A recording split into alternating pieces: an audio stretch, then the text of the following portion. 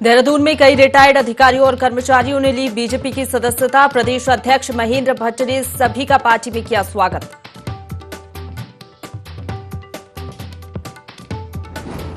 BJP प्रदेश अध्यक्ष महेंद्र भट्ट ने किया दावा, हिमाचल प्रदेश में 2/3 बहुमत से बनेगी बीजेपी की सरकार।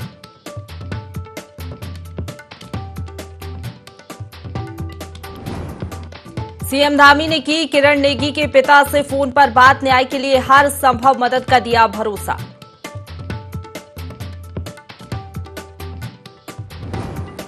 ऑपरेशन क्रैकडाउन के तहत चंपावत पुलिस ने 3 तस्करों को किया गिरफ्तार, लाखों की स्मैक बरामद।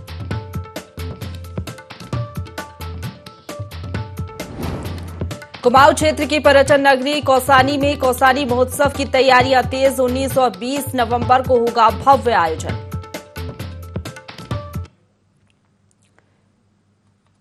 नमस्कार, देवभूमि लाइव देख रहे हैं आप। आपके साथ मैं हूं प्रशंसा। बुलेटिन की शुरुआत करेंगे खबरों से, जहां राजधानी देहरादून में इंटरनेशनल फिल्म फेस्टिवल के 7वें संस्करण का आगाज हो गया है, जिसका शुभारंभ मुख्यमंत्री पुष्कर सिंह धामी ने किया।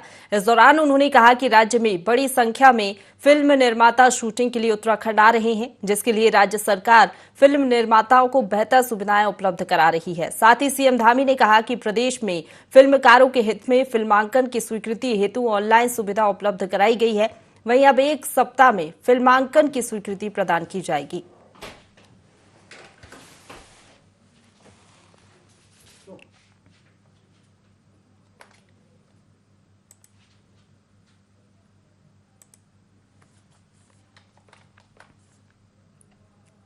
आगे बढ़ेंगे। मुख्यमंत्री पुष्कर सिंह धामी ने विकास पुस्तिका का विमोचन और विभिन्न योजनाओं का लोकार्पण किया। गोरखा मिलिट्री इंटर कॉलेज परिसर में कार्यक्रम का आयोजन हुआ। मुख्यमंत्री धामी ने सूचना विभाग की ओर से प्रकाशित विकास पुस्तिका का विमोचन किया।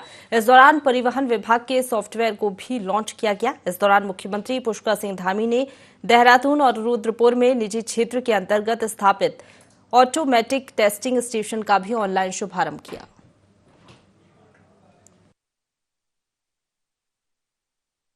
विमोचन के अवसर पर एक ऐसी शख्सियत, एक ऐसा नाम, उनका स्मरण अवश्य करना चाहूँगा। श्रद्धेय अटल बिहारी वाजपेयी जी का, कि जिन्होंने उत्तराखंड राज्य के गठन को अपनी सरकार के समय में उन्होंने सहमति प्रदान की और उत्तराखंड राज्य का गठन किया। आगे बढ़ेंगे। देहरादून से खबर है, जहां विधानसभा अध्यक्ष रितु खंजूरी ने 12वीं कक्षा में उत्तीर्ण मेधावी छात्राओं और नंदा गौरा योजना की लाभान्वित छात्राओं के साथ सीधा संवाद किया। इस मौके पर देहरादून की जिला अधिकारी सोनिका भी मौजूद रहीं। रितु खंजूरी ने बालिकाओं को प्रेरित करते हुए उन्हें स्वयं के प्रति ईमानदार रहकर मेहनत करने का मूल मंत्र दिया। उन्होंने विद्यार्थी जीवन के अपने अनुभव साझा करते हुए बालिकाओं द्वारा पूछे गए सवालों के जवाब दिए। उन्होंने छात्राओं से रूबरू होकर रुचि के अनुसार लक्ष्य निर्धारित करने की बात कही। साथ ही बालिकाओं को जीवन में खूब मन लगाकर पढ़ने और जीवन में सफलता हासिल करने को लेकर शुभकामनाएं दी।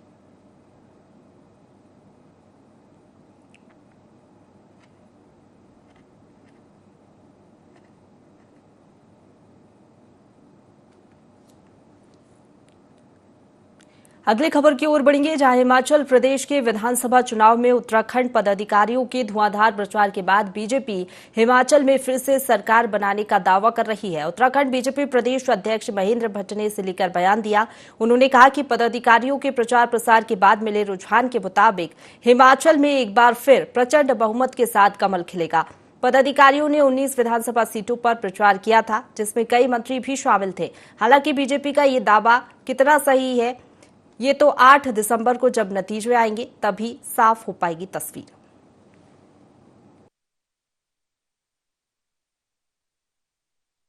हमारे कार्यकर्ता कल जब वापस आए तो हमने उनके साथ समीक्षा वार्ता की है और 19 सीटें हमको दी गई थी।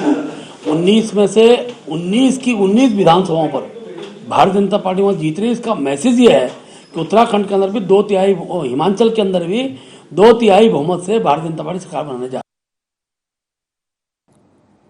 आगे बढ़ेंगे। हरिद्वार के कैंप कार्यालय रोशनाबाद में जल जीवन मिशन योजना की प्रगति की समीक्षा बैठक आयोजित की गई। बैठक में जल जीवन मिशन के तहत हर घर नल से जल उपलब्ध कराने के संबंध में अब तक हुई प्रगति के संबंध में चर्चा हुई। वहीं बैठक में जिला अधिकारी ने अधिकारियों से पानी की पाइपलाइन बिछाने के लिए रोड कटिंग के संबंध में जानकारी ली। इस पर अधिकारियों ने बताया कि संयुक्त निरीक्षण का काफी कार्य हो गया है। जिला अधिकारी ने जल जीवन मिशन से जुड़े अधिकारियों को निर्देश देते हुए कहा कि जिन सड़कों की मरम्मत का कार्य लोक निर्माण विभाग को नहीं करना है, उनकी मरम्मत शीघ्र करें।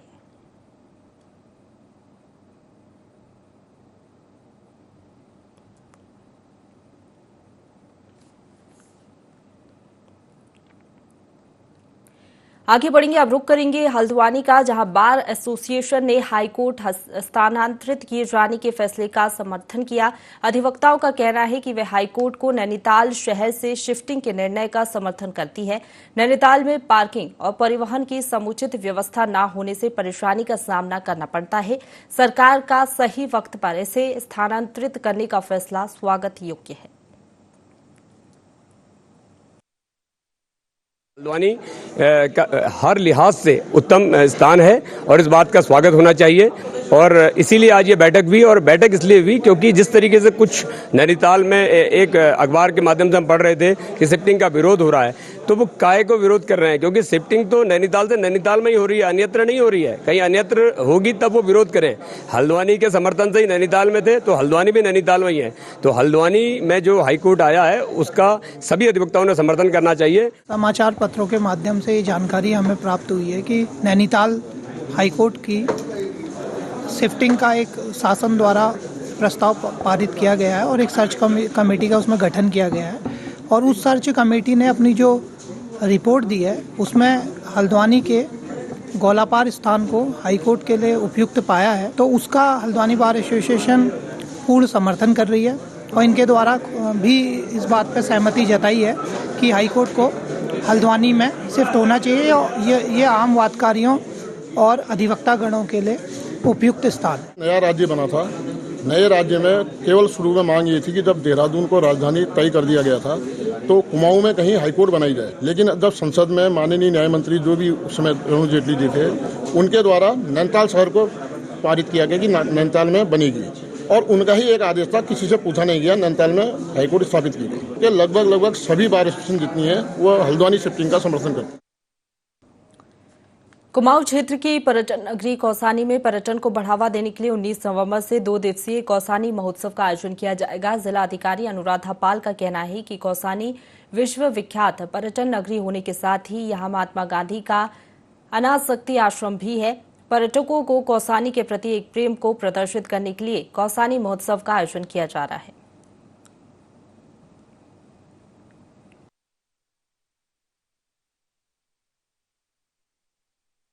कराने का मेन उद्देश्य हमारा ये है क्योंकि कौसानी ऑलरेडी एक हमारा पर्यटन की दृष्टि में एक महत्वपूर्ण क्षेत्र है, तो इसमें पर्यटन को और किस तरह से बढ़ावा मिल सके ताकि कौसानी का नाम देश दुनिया भर में फेमस हो। दूसरा, क्योंकि कौसानी के पास अपना न सिर्फ नैसर्गिक प्राकृतिक सौंदर्य है बल्कि हमारा ये कल्चर और हमारे इतिहास से जुड़ा हुआ है। जैसे हम देखते हैं वहाँ अनासक्ति आश्रम है जहाँ बापू जी ने अपना कुछ जीवन बिताए थे, हमारे सुमित्रानंदन पंत जी उनके जीवन से जुड़ा हुआ वो क्षेत्र है। और दूसरा, हमारे चाय के बागान वहाँ पर पाए जाते हैं और इतनी सारी सुंदर सुंदर पीक्स जिनका नजारा देखने को मिलता है, ये वहाँ पर है। तो कौसानी अपने आप में एक ऐसा क्षेत्र है जहाँ पर जो बहुत ही मन मोहने वाला है और एक आस्था से जुड़ा हुआ भी है और पर्यटकों को काफी लुभाता है। तो उसको बढ़ावा देने के लिए महोत्सव का आयोजन किया जा रहा है। भगवानपुर विधायक ममता राकेश ने ग्राम प्रधानों और बीडीसी मेंबरों का सम्मान किया। इस बीच सैकड़ों की संख्या में ग्राम प्रधान और बीडीसी मेंबर कार्यक्रम में शामिल हुए। उन्होंने सभी जनप्रतिनिधियों का स्वागत करते हुए कहा कि क्षेत्र के विकास के लिए सभी के साथ कंधे से कंधा मिलाकर चलेंगी। साथ ही अपने कार्यकाल में क्षेत्र का विकास कराने की बात भी उन्होंने कही। हमारे नवनिर्वाचित ग्राम प्रधान और हमारे क्षेत्र पंचायत सदस्य निर्वाचित हुए हैं, उनको सम्मानित करने का आज यह कार्यक्रम किया हुआ है, जिसमें हमारे लगभग सभी ग्राम प्रधान और सभी बीडीसी सदस्य यहाँ पर आए, जिसमें हमने उन्हें कहा है कि पूरी तरह से आप विकास कार्यों को लेकर के मेहनत के साथ खड़े हो। हम लोग आपके साथ खड़े हैं जहां आपको हमारी ज़रूरत है, चाहे ब्लॉक का कोई भी अधिकारी हो, जिले का कोई अधिकारी हो या शासन में किसी तरह की आपको हमारी ज़रूरत होती है तो हम हमेशा विकास के कार्यों में आपके साथ। आगे बढ़ेंगे। युवा कल्याण, शिक्षा, खेल और पंचायती राज विभाग की देखरेख में ब्लॉक स्तरीय खेल महाकुंभ का आयोजन किया गया, जिसका शुभारंभ विधायक वंशीधर भगत ने किया। एथलीट प्रतियोगिता का आयोजन ज्ञान प्रकाश इंटर कॉलेज धामोला में शुरू हुआ। इस दौरान विधायक भगत ने प्रतिभागियों का उत्साहवर्धन करते हुए उन्हें बधाई दी और कहा कि पढ़ाई के साथ ही खेल भी जरूरी है। खेलों के माध्यम से युवा अपने देश प्रदेश का नाम रोशन कर रहे हैं।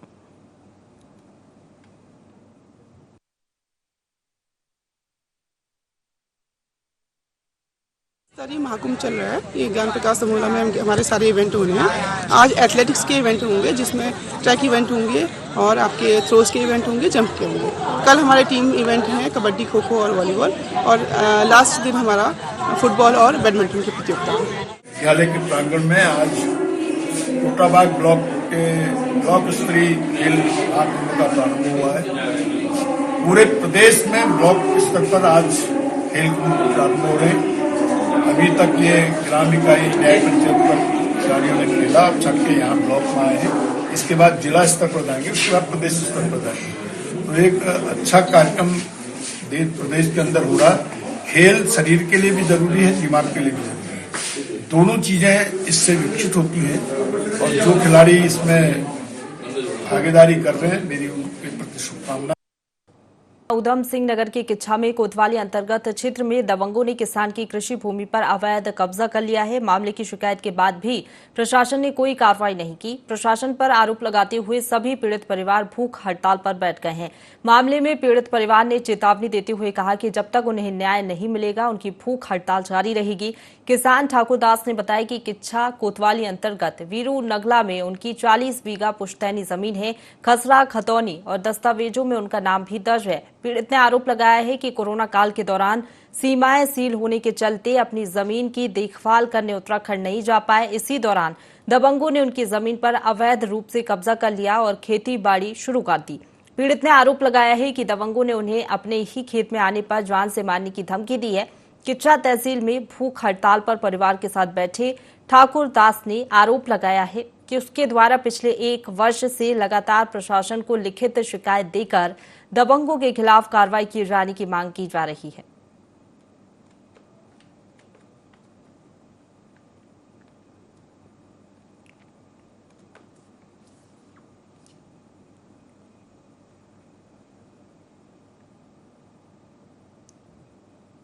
आगे बढ़ेंगे। देहरादून से खबर है, जहां सीएम धामी ने किरण नेगी के पिता से बात की। किरण नेगी के पिता कुंवर सिंह नेगी से धामी ने बात की।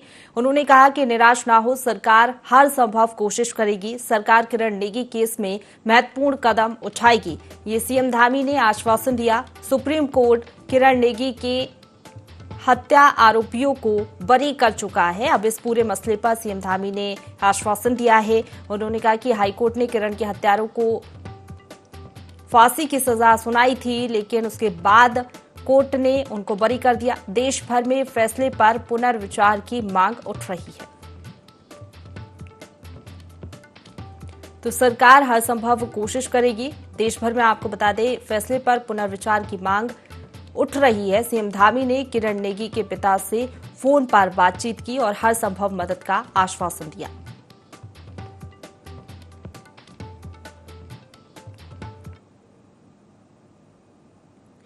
आगे बढ़ेंगे। उधम सिंह नगर की पुलभट्टा थाना पुलिस को बड़ी सफलता मिली है। पुलिस ने 175 नशीले इंजेक्शन के साथ एक आरोपी को गिरफ्तार किया है। आरोपी के खिलाफ थाने में पहले से कई मामले दर्ज हैं। वहीं पूछताछ में आरोपी ने बताया कि सीमावर्ती क्षेत्र बहेड़ी से नशीले इंजेक्शन खरीदकर अवैध रूप से नशे का कारोबार करता था।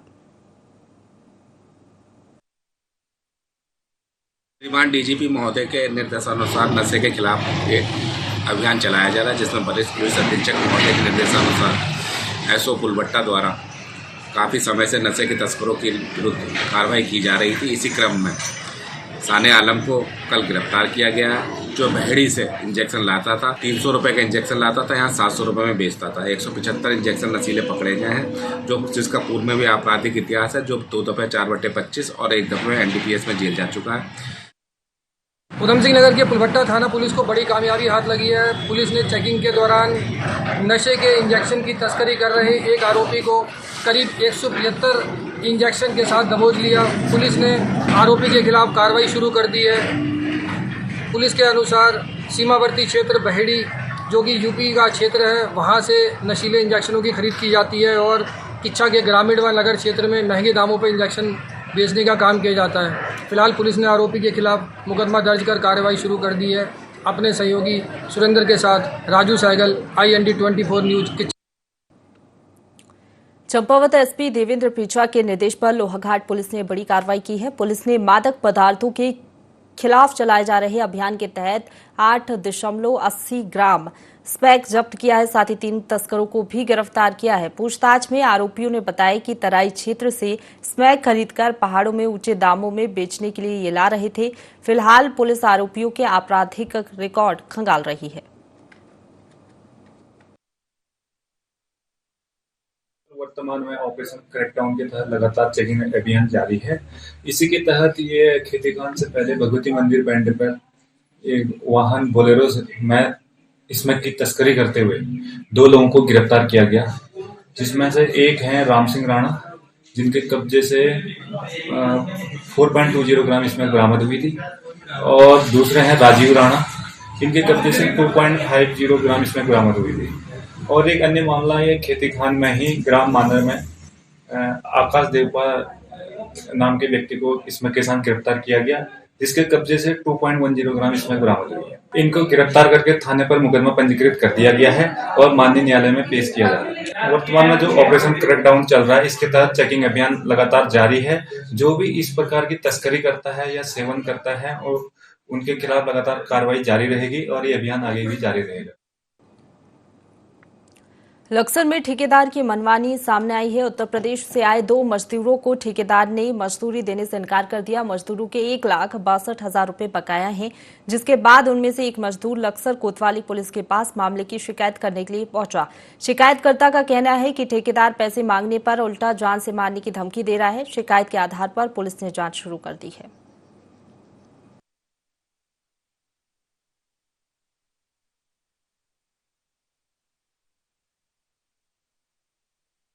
मैं 2 जने हम काम करते हैं 4 महीने, तो उसने हमारी पेमेंट नहीं दी। वो कह रहा था कि थाने जाएगा तो मार दूंगा, गाँव में जाएगा तो मार दूंगा, मारने की धमकी दी। नाम शमशाद है, उसके पिताजी का नाम इरफान। लोहा सेटरिंग का काम करते थे देहरादून। आगे बढ़ेंगे। देहरादून के गुरु नानक बालिका इंटर कॉलेज मैदान में 10 दिवसीय कोथिंग उत्तराखंड महोत्सव किया गया, जिसमें सीएम पुष्कर सिंह धामी शामिल हुए। इस दौरान सीएम धामी ने कहा कि राज्य में अखिल गढ़वाल सभा जैसी संस्थाएं न केवल सामाजिक दायित्वों को पूरा कर रही है, बल्कि उत्तराखंड की सांस्कृतिक विरासत के संरक्षण और संवर्धन में भी अहम भूमिका निभा रही हैं। उन्होंने कहा कि अखिल गढ़वाल सभा के लिए भूमि उपलब्ध कराए जाने के प्रयास किए जाएंगे। मुख्यमंत्री ने कहा कि इस महोत्सव में पहाड़ों के लोकगीत, लोक नृत्य और संस्कृति के विविध रूप दर्शकों को देखने को मिलेंगे।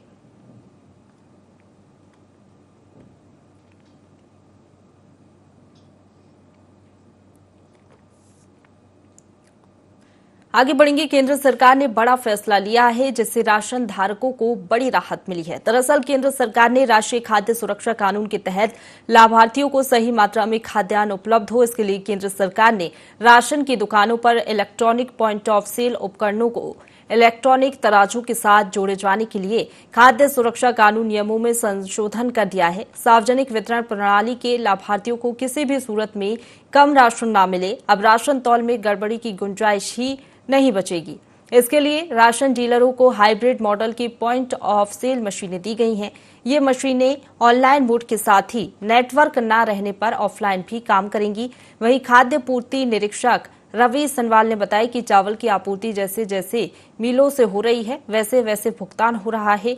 वहीं खराब चावल आदि आने पर शिकायत दर्ज करा सकते हैं और यदि कोई गल्ला विक्रेता खराब चावल लोगों को देता है तो इसकी शिकायत उनसे की जा सकती है।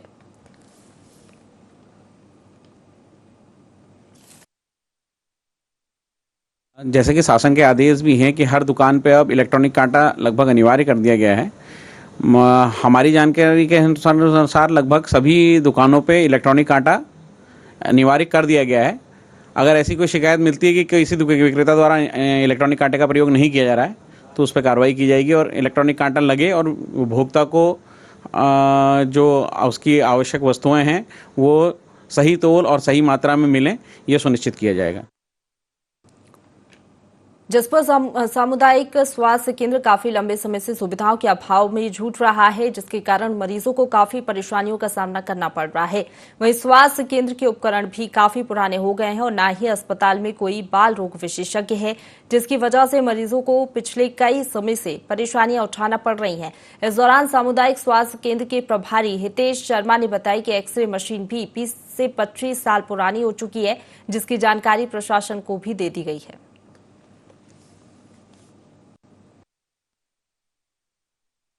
मशीन काफ़ी पुरानी है, ये करीब 25 से 30 साल पुरानी है मशीन हमारे यहाँ पर। शासन को इसकी इन्फॉर्मेशन दे दी गई है। वैसे हमारे एक यहाँ से डॉक्टर साहब भी एम्स में बाल रोग विशेषज्ञ का कोर्स करने के लिए गए हुए हैं। खबर उधम सिंह नगर के खटीमा से है, जहां खटीमा तहसील क्षेत्र के जादवपुर और सुनपहर गांव में उत्तराखंड और यूपी की सीमा पर बहने वाली प्रवीण नदी यूपी उत्तराखंड का बंटवारा भी करती है। 40 वर्ष पहले प्रवीण नदी बाढ़ में कटान के कारण यूपी सीमा के अंदर घूम गई थी, जिसके कारण उत्तराखंड के जादवपुर सुनपहर गांव के दर्जनों गरीब किसानों की जमीन दरोगा भक्ति निया फॉर्म यूपी निवासी बलविंदर सिंह हरपाल सिंह के कब्जे में चली गई थी, जिस कारण उत्तराखंड के दर्जनों गरीब किसान दिहाड़ी मजदूरी करने को मजबूर हो गए हैं। वहीं इस मामले में जमीन वापस दिलाने और नदी का रुख सीधा कराने के लिए खटीमा उप जिलाधिकारी से भी पीड़ितों ने गुहार लगाई है।